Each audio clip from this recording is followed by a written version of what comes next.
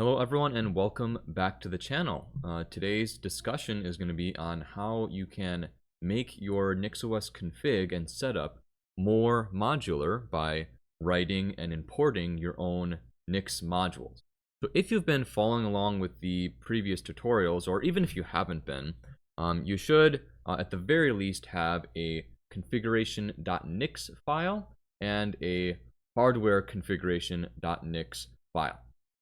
You may also have the flake.nix and the home.nix, which technically those won't really be necessary for this tutorial, but they're there as well. But in any case, by default, the default NixOS setup includes two NixOS modules. And those two, of course, are the configuration.nix and the hardware configuration.nix. Now, what's going on here? If we open up the configuration.nix, you'll see that there is this list at the top, which is imports. And by default, this file ./hardware configuration.nix here is imported into this configuration. Now, both of these files are Nix modules, and what a NixOS module is technically just a function which accepts an attribute set of config and packages, that's what's on the top here. So that's its input, that's the argument to the function. And then what it returns is an attribute set of configuration options, like these options here about the bootloader, and these options here about the shell and the environment and the host name and all this fun stuff. It's this way for the configuration.nix, and it's also this way for the home.nix if you're using Home Manager. So using this idea, you can imagine that you could take specific portions of your config and separate them out into different files, and then it would be very easy to include all those files in an imports list in your configuration.nix or your home.nix, and then just comment out or uncomment the specific modules that you want to activate for that particular system or at a given moment. Now, the benefit of modularity is the ability to take specific things and sort of slot them in and out, turn them on and off at a moment's notice or very quickly. So do keep in mind that as you're thinking about these modules and you're writing your modules, it's most beneficial to write modules for configurations or things that you would imagine yourself turning off or on for particular circumstances. Now, to show you a real-world full-blown example of this, just to see how crazy you can get, we could take a look at my configuration, which I'll have this linked in the description down below. In my configuration, I have two directories actually. I have a system directory and a user directory, and within each of these directories are module files for my configuration.nix in the system directory and module files for my home.nix in the user directory. Essentially, we have the system level or root level modules in system and the user level modules inside of user. And just to explore one of these, user is probably more interesting. I have it further separated into various things like app, bin, hardware, lang, all these sorts of things. App, for example, has configurations for various apps, like I have browser configuration. I have my Doom Emacs configurations. I have configuration options if I want to install and load gaming software onto my computer. Another one that is important is my WM Window Manager directory, which has configurations for various things related to window managers like Hyperland, PyCom, Xmonad, and of course more to come as I explore more of the window managers and set them up in NixOS. So you can sort of get a sense that you can have tons and tons of these, and then in your main configuration.nix or home.nix, as I'll show you right here, you can just import all of those modules and move them around, switch them around as need be. So on a technical level then, how do we get this to work? How do we write new Nix files that are proper Nix modules that we can import into the configuration.nix or the home.nix. Well, before we do that, we need to talk a little bit about the Nix programming language itself. And so the first thing that we really need to understand are functions. And to do this, I'm just going to write a random file called test.nix. And you'll see by default, it puts in this default Nix module setup for the file, but Nix files need not be like that. So if we just get rid of all of this, in proper NixOS, you define a function by writing an argument, then a colon, and then an expression for the thing being returned. Now, this obviously is not really going to work, but that's sort of the structure.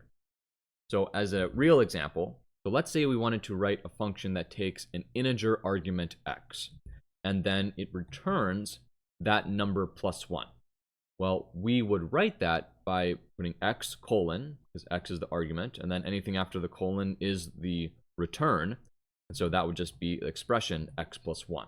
Now, technically, in Nix, every function only accepts one argument. We can't actually put multiple arguments into the function directly like we would in a language like Python or C or JavaScript. So in order to make a function that accepts multiple arguments, there's two primary ways of doing that. The first way, which doesn't get used as often, is something called currying. So currying is where we write a function inside of a function. So let's say we wanted to write a function that adds two numbers, like x and y. Well, we define a function that takes the argument x, and then that in turn defines a function that takes an argument y, and all of this just gets turned into x plus y. So we have a function that takes x as an argument, and that function is embedded in another function which takes y as an argument and then returns x plus y. Now, that's kind of weird. So there's another way of defining functions that take multiple inputs, and that is by passing a single input as an attribute set and then using all of the pieces of the attribute set in the return. And that would look something like this: x, y in these squiggly brackets to denote that it's an attribute set, followed by the colon, and then the actual thing to return, like that. And this is actually kind of like the structure of NixOS modules, because in a NixOS module, the input is an attribute set requiring config and packages as part of it. But of course, you can have more things in this as well, like lib. Now, if you're used to other programming languages, a function like this is missing one key detail that you would see in other programming languages, and that is a name. In other programming languages like C, Python, JavaScript, all those other ones, the functions typically have names. But this declaration is a function without a name, meaning it is an anonymous function, also called a lambda. But we don't necessarily have to keep this as a lambda. We can actually store the function in a variable of sorts and then call it. So as with Nix, whenever we declare a variable, we have to declare it in a let binding. So we could write let, and then we can give a name to this function, like add numbers. So now add numbers is a variable which is defined as the function which accepts x and y in an attribute set as an argument and then returns x plus y. So if we actually ran this in the expression, add numbers, and then passing in actual numbers for these variables like 2 for x and 2 for y, running this will return 4, which makes sense because 2 plus 2 equals 4. One more trick that I want to mention, because it may be useful to you later, is when you're defining a function, you can actually specify a default for one of the arguments, for one of the inputs. So say, for example, I wanted to specify the default y as, I don't know, 4, we would write y question mark 4. And what this means is if we call the function and pass x and y inside of the attribute set, it will evaluate like normal, like we would expect. Again, returning 4. But if instead we don't pass in y, it'll still run just fine, and it will use that default value of 4. So in this case, evaluating, we will get 6, because 2 plus 4 equals 6. Okay, so we'll take that idea, that understanding there, and go back to the actual NixOS modules. Again, in order to write a NixOS module, the file itself must be just a function that takes an attribute set containing at least config and packages inside of it, and then it returns, see, after this colon, it returns an attribute set itself, which is why we have everything after the colon inside of these squiggly brackets. So why don't we go ahead and actually write a NixOS module? I'm going to do this for the home.nix, but this will work identically with the configuration.nix. So to start, we're going to make a new file. I'm going to call this sh.nix for shell.nix, because I'm going to write a bash and zsh configuration inside of this module file to be included in the home manager. So as you can see in Emacs, it automatically creates this for me, but you would start with your argument here, which is this attribute set containing at least config and packages. I'm not going to use lib in this file, so I'm just going to remove it for now. And then the ... means accept anything else that does happen to come in. But anyways, that's our argument to this attribute set. And then it's going to return this attribute set here, which is all the configuration options written between the squiggly brackets. And so for this, I'm just going to go back to the home.nix that we were working on last time and copy in some of this configuration. So I'll copy in this programs.bash and programs.zsh section like that. And as we had last time, I think all of this is in a let binding, so we're going to need all of this let binding stuff as well.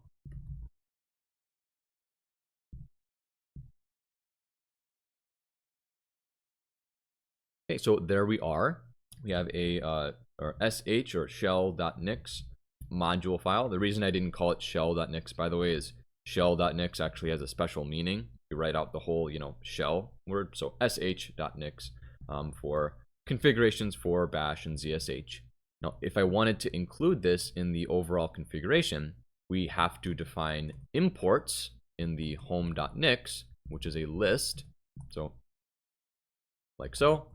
And then we would actually specify a path to the file /sh.nix. Then if we take what we have here, by putting all of the bash and zsh configuration into this sh.nix file and importing it into the home.nix, let's go over to the VM and rebuild it like that. So we just go in here, go to our .files directory. As you can see, they're both here. We have the home.nix, which is importing the sh.nix file, and then we have the sh.nix module with all of the configuration for the shell and stuff like that. Running this, then we have home manager switch -- flake dot, and there we go, that worked. So now with the ability to do this, if you find your home.nix file or your configuration.nix file getting excessively large, you can just separate out different portions of your config into logical sections by taking that portion of the configuration and just sliding it into a new module file. So at this point, with adding new files and being able to control these options from different files, there's a few common errors that you may see. One of the first and most common examples is the file not found error. And this actually only occurs if you are tracking all of your configurations with Git. And at this point, I actually haven't done this for this tutorial, so I'm going to do that right now. Okay, so there we go. Everything's in a sort of dummy Git repository now. So if I made a sort of dummy file, like, I don't know, here we'll make test.nix again. So there it is, and I just write some random option like bash.enable equals true. There we go. And then I try to import this, so /test.nix into the main home manager file. What you're going to see now is if we try to rebuild the system now, and with this importing this test.nix, we have home manager switch --flake dot. It is going to error out and say no such file or directory. And it is specifically complaining about the test.nix file. But like, what the heck? If I run ls, there it is, right there, test.nix. What do you mean the file doesn't exist? So what's really happening here, this is not a bug, it is actually a feature. See, if Nix detects that your configuration is stored in a Git repository, it will refuse to build anything using any files not at least staged to the staging area in Git. And the reason for this is you could have your entire system built and configuration set up, but then there's one key file that you forgot to add to the repo and commit. And then when you go to reinstall from that repository, the entire configuration would break because you don't have access to that file. So in order to solve this error, all we have to do is add that file. Add it to the staging area. And there we go. We run the build command. Whoops, wrong option. It's programs.bash.enable. And there we go. We run the switch command and it will work. So, okay, Nix knows that my files are in a Git repo. Is it going to build changes to existing files that haven't been committed or haven't even been staged? The answer is yes, it does actually build stuff. So like, for example, right now, if I run git status, you'll see that there's these unstaged edits to home.nix and test.nix, but it will actually build those. Again, running this command again. The only thing that will happen is it will give you a warning that the Git tree is dirty. If everything is staged and there's no unstaged edits or files or anything like that, it won't give you this error, but that's, if you see this warning, that's what that means. Okay, so with that error out of the way, here is another common error. So going back to my host system here, now that we can include configuration options from various files, you might be wondering what happens if we write conflicting definitions for those options. Well, let's find out. So I'm going to write a another module. Let's call it conflict.nix. We're just going to directly conflict with the option from test.nix. So instead of programs.bash.enable equals true, we're going to just set it to false. And this is the option that would be telling Nix and Home Manager to build our bash RC for us. So we go in, we write that there into that new conflict.nix module, and then we import it here, /conflict.nix, and then we go back to the VM, and of course we got to make sure that that file is at least staged so that it recognizes the file. And now if we go in to rebuild, it is going to say the option programs.bash.enable has conflicting definition values. So conflict.nix wants it to be false, and test.nix wants it to be true. And so there's a few ways of solving this error. The first and most logical way is just not to write any conflicts into your configuration. However, there are certain times where you actually do want to be messing around with the same value for an option. in different files. And in those cases, you have to use priorities. So in the error message, it'll actually tell you a few functions you can use, like lib.makeForce and lib.makeDefault. There's actually even another one as well called lib.makeOverride, and we're going to take a look at every single one of those. So in NixOS, anytime that you set the value for an option, you're also giving a priority to it. Now, the priority is just a number. It's kind of like your place in a race. If you have a lower number for your priority, then that takes precedent. Like first place would take precedence over second place. Now, taking a look at some of those functions that we have there, they do use the lib part of Nix packages, because it is lib.makeDefault, for example. So in order to run this function, you must include lib as an argument for the Nix module. But if we wrote it like this is using the lib.makeDefault function. Essentially what we're saying here is this is the default value I want you to use, but if it's declared somewhere else, then use that. So this is saying make the default false, but if it's declared somewhere else, like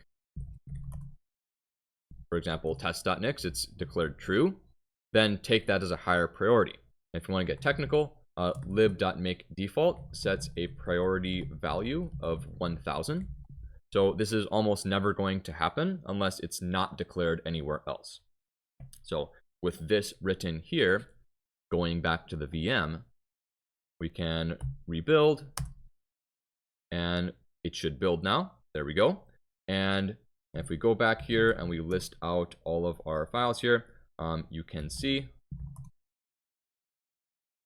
that the bash rc is a symlink to the home manager files. So bash.enable equals true is definitely happening here, meaning the value here took priority. Okay, so why don't we try lib.makeForce? So lib.makeForce, that's sort of trying to force the option to a particular value. And so this actually sets the priority all the way down to 50. So that's a lot more likely to actually set the value over other things. So let's try running this one and see what happens. So here we go. So in this case, you will see, if we run the ls command again, you will notice that there is actually no bash rc anymore. And the reason is that we forced the value of enabling bash, enabling the generation of the bash rc to false. So it overrides the value that we specified in test.nix. So in this normal declaration, programs.bash.enable equals true, without using lib.makeDefault or lib.makeForce, this actually gives a priority value of 100. So makeForce will override this normal declaration. MakeDefault will be overridden by a normal declaration. So the order here is lib.makeDefault is least likely to be set, just setting it like normal, and then lib.makeForce is most likely to be set. So what if you're crazy and you have 10 or 20 different module files that all interact with the same value and that may want to set it to slightly different things and for different circumstances? In that case, you may want to try the make override function.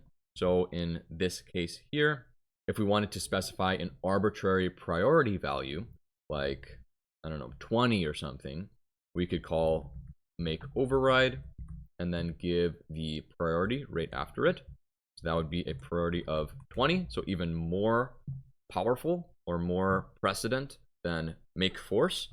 And if we ran this inside of the VM, that's gonna again ensure that that value that we set with the override is what it is actually set to. Again, false, meaning that there is no bash rc created by home manager.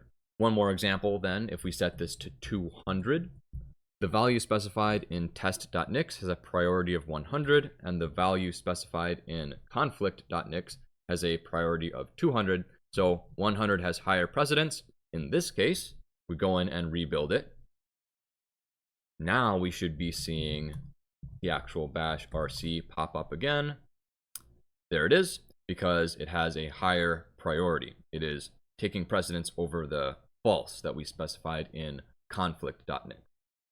Again, you can use these ideas, these functions with priorities and all that stuff with any option in NixOS or Home Manager.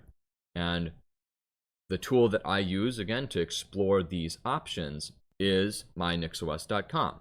And we can search again for any option, sort of like this. Here's the bash options. And any of those could be set using these priorities, essentially. Now, another really useful trick, or well, it's not really a trick, it's more of just a useful thing, is going even further with this idea of defining the same option in more than one file. If you're defining an option that is an attribute set or a list, it will actually automatically merge, which is super, super helpful. So the best example of this is with your environment.system packages in the configuration.nix or the home.packages in home.nix. So if I just get rid of these real quick, home.packages is a list. It's a list of packages. So in this case, we have just packages.hello. I'm going to get rid of this stuff just that's a little bit more readable. And so now here, we could, of course, include a list of packages. So like maybe I want wget. Maybe I want curl. Maybe I want Vim and the Brave browser. There we go. If we want to shorten this, we can use a with statement, actually. So if you've seen this somewhere, if we write with packages before the definition of the list, we can actually remove the packages dot, and this will work. But in any case, the idea here is we defined home.packages here with some base packages to install with this home.nix. But we could go to some other arbitrary Nix module and redefine this home.packages list again. So for example, I could make a module called hyperland.nix. And inside of this hyperland.nix file, I can define home.packages again. So home.packages equals with packages and then the list. And I'm just going to take this from my notes real quick here. Those are all the packages that I want to go with Hyperland. Now, if I go ahead and import this hyperland.nix file, there's not going to be any sort of conflict between the home.packages in home.nix and the home.packages in hyperland.nix. It's not going to, error out and say, oh, you defined home.packages in both places, they're different. No, what it actually does is it performs a merge. So in the final configuration, it will set home.packages to include all 5 of these packages and all of these packages, which is really handy. You could imagine then that if you have other window manager setups or other configurations, like for example, I have a xmonad config that I don't really use anymore, but it's there. I could make another module like xmonad.nix, grab the packages that I like to have on xmonad, put them in there, and just have these modules sitting at the top here. If I actually tried to run this by importing both of them, I probably would get some kind of error because some of these packages, especially some of them relating to Xorg and Wayland, can't really be installed alongside of each other because they have conflicting binaries. But in any case, if I wanted to switch between xmonad and hyperland packages, I could just comment out one of them and leave the other one there. It's the same exact thing for all of the configuration options.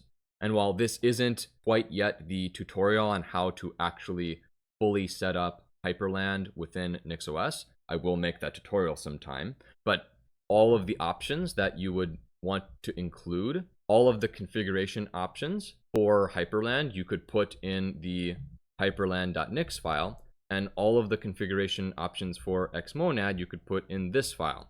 And if you have more modules like kde.nix or gnome.nix or whatever, you can set up the configurations independently and only call one of them at a time. So I hope this discussion was understandable. I know that it was a little esoteric here and there. There wasn't a lot of practical, just do this, this, and this. So sort of your homework assignment for this lesson is start making a list of modules, of bits and pieces of configuration that you may want to start writing. Modules meaning chunks of system configuration that I might like to turn on and off here and there, or mix and match, or things like that. If you'd like some inspiration for different kinds of modules, I've gone a little bit insane with mine. All of my modules for different configurations are in my .files, again, link down below, in the user and system directories. I have tons and tons of these for various random things. I probably have too many, but that's the way I like my system. I make it a big Swiss Army knife, essentially. One more note to keep track of, as you've probably already noticed and figured out, if you installed Home Manager using the standalone installation method, like I have, the modules do have to sort of be separate, like I have them separated in the system directory and the user directory. But other than that, come up with a list of these modules, map out different ideas for configuration of your system, and then go ahead and try actually writing those Nix modules, embedding options and packages, which you can search up using mynixos.com or taking inspiration from other people's configs.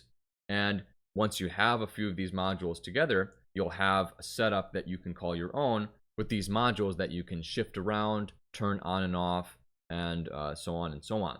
In my next tutorial with NixOS, we're going to extend this modularity even further by creating custom options and learning how if-else statements work inside of Nix, which can be very powerful for making decisions and having certain parts of your configuration conditionally appear according to certain circumstances or other configuration options. So anyways, if you like this video, please leave a like on the video. If you disliked it, please leave a dislike and let me know what I can improve on next time. As always, have a great rest of your day and see you next time.